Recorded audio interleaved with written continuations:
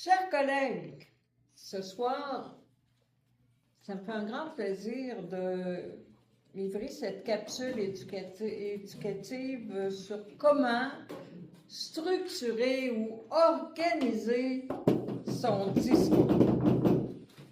Comme Ghislaine, la semaine prochaine, va faire la capsule sur un discours avec un but, moi, j'ai décidé de me concentrer ce soir sur le bris de glace, qui sera le discours que vous devrez livrer la semaine prochaine. D'entrée de jeu, je dirais que, pas seulement pour un bris de glace, mais pour tout discours, on se souvient rarement des mots exacts. Mais on se souvient très longtemps de ce que la personne nous a fait sentir. Et c'est exactement ça, la clé d'un bon bris de glace. Ce n'est pas la performance, ce n'est pas la technique, c'est un lien humain. Pour un nouveau membre, le bris de glace est souvent le discours le plus stressant. C'est le premier. Mais, en fin de compte, c'est aussi le plus simple. Est-ce que vous pouvez me dire pourquoi on fait un bris de glace? Est-ce que quelqu'un peut me dire pourquoi on fait un bris de glace chez Toastmasters comme premier discours? Pour casser la glace. Pour casser la glace, absolument. Est-ce qu'il y a d'autres raisons, Martin? Pour se faire connaître. Pour se faire connaître. Michel? Et aussi, ça permet à la personne de s'exprimer. Normalement, quelqu'un connaît ce sujet-là, parler d'eux-mêmes. Alors, c'est plus facile que, disons, peut-être là, d'autres. Exactement. Vous avez parfaitement raison. Un bris de glace, ce n'est pas un discours pour impressionner. Ce n'est pas le résumé de toute une vie.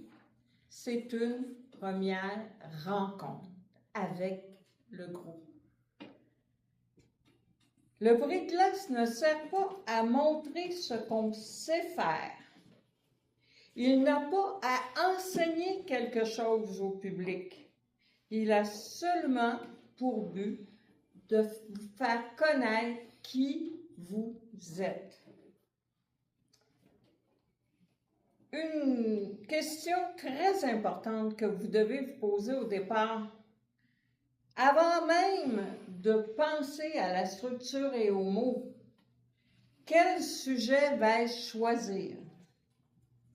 Vous allez me dire, c'est facile, je parle de moi. C'est vrai, mais comment allez-vous parler de vous? Vous devez présenter un discours de 3 à 5 minutes. C'est important de bien choisir son sujet. Est-ce que vous allez expliquer ou raconter? Par exemple, vous pouvez parler de votre parcours, où vous avez étudié, vous avez travaillé, qu'est-ce que vous faites à la retraite. C'est intéressant. Mais souvent, ça reste en surface. Choisir un sujet a plus d'impact que d'aller dans plusieurs directions. Vous me voyez venir. Ce qui touche vraiment, ce sont des sujets humains. Une peur qui m'a freiné, un défi qui m'a transformé, une décision difficile, un trait de caractère qui a influencé ma vie. Ces sujets-là parlent d'expérience et surtout de ressenti. Je vous le dis encore, plus un sujet vous touche, plus vous toucherez votre auditoire. Quand on raconte une histoire, on crée des images, on provoque des émotions et surtout, on donne envie de connaître la suite. Pas besoin d'un événement extraordinaire. Une histoire très simple suffit. Il y a seulement 3 éléments à retenir. La situation, le ressenti et l'impact. C'est facile. Rappelez-vous cette structure facile. C'est facile à mémoriser. Je vais vous donner 3 exemples de sujets pour vous aider à trouver et à développer le vôtre. Mon premier exemple, la timidité. C'est souvent pour cette raison qu'on vient à Toastmasters. Je vous donne une situation. Quand ma timidité décide pour moi, à l'école, je connaissais souvent la réponse, mais je ne levais jamais la main. Comment ça s'est passé à l'adolescence? Comment ça se passait dans votre famille? Comment ça se passait au travail? Qu'est-ce que vous ressentiez? J'avais peur d'être jugée, d'oser dire ce que je pensais, peur qu'on se moque de moi. Et quel a été l'impact sur votre vie? Cette timidité m'a souvent empêché de prendre ma place, d'oser dire ce que je pensais et d'oser faire ce que j'avais envie de faire. Je vous donne un autre exemple. La détermination. J'ai décidé de lancer ma propre entreprise sans savoir si ça allait vraiment fonctionner. J'ai douté. J'ai eu peur. J'ai eu envie d'abandonner.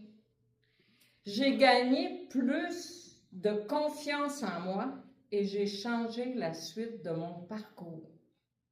1, 2, 3. Troisième exemple, l'audace. Je trouve un projet emballant et je me lance sans mesurer sa faisabilité. Je suis frustrée. J'ai un sentiment d'échec. Je doute de mes capacités. Impact. Je suis toujours audacieuse, mais plus stratégique, plus consciente et un peu mieux structurée. Est-ce que ces sujets vous parlent? Est-ce que ça fait germer d'autres sujets dans votre tête? Maintenant, quand le sujet, vous avez votre sujet et que l'histoire est claire, la structure devient presque évidente. Alors, vous commencez avec une introduction. Je me présente. Donnez une phrase qui vous caractérise. Par exemple, chers collègues, distingués invités, je m'appelle Francine. Je suis sociable, j'aime parler, partager avec les gens. Je m'enthousiasme facilement. J'aime relever des défis, mais mon audace m'a parfois amené à foncer dans des murs de briques. Qu'est-ce que je viens de faire? Je me suis présentée brièvement. J'ai introduit mon sujet, l'audace, un trait de caractère qui a influencé ma vie.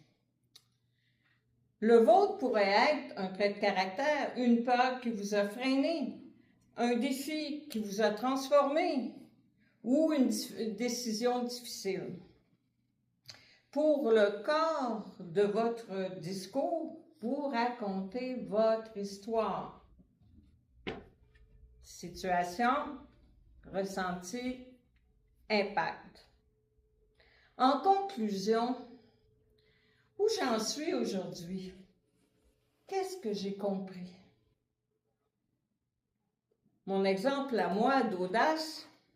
En résumé, j'ai compris que mon audace est un moteur incroyable, à condition que je pense à vérifier s'il y a de l'essence avant de partir. Utilisez l'autodérision. Ça fait rire et c'est gagnant.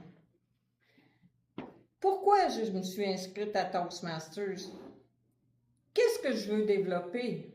Et là, vous enchaînez.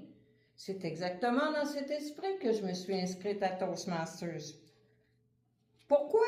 Pour mieux communiquer, structurer mes idées, développer un leadership plus réfléchi et m'assurer que mes progrès ne sont pas seulement motivants, mais aussi viables pour ramener votre sujet. Et pour terminer, finissez avec une image. Les images valent 1000 mots. Je dirais, disons que Toastmasters pour moi, c'est à la fois le GPS, le tableau de bord et un rappel de faire le plein avant de prendre la route. Alors, votre discours, il est tout prêt, mais vous n'êtes pas seul. Quand vous allez le livrer, rappelez-vous que vous faites partie de la famille du club Toastmasters de la vallée du Richelieu. Nous avons tous un rôle à jouer dans votre apprentissage. Le bris de glace, ce n'est pas un discours qu'on juge, c'est une personne qu'on accueille. Dans un climat sécurisant, où l'écoute est bienveillante et les évaluations encourageantes. Vous avez le droit d'être ému. Vous avez le droit d'être nerveux. Vous avez le droit d'être imparfait. Mais on sera toujours là pour vous écouter. Je vais conclure en disant que quand un membre choisit un sujet qui le touche et ose raconter une histoire, le bris de glace cesse d'être un exercice et devient une rencontre entre nous. Le vrai succès du bris de glace, ce ne sont pas les applaudissements, c'est d'avoir osé prendre la parole en public. Bonne chance à tout le monde.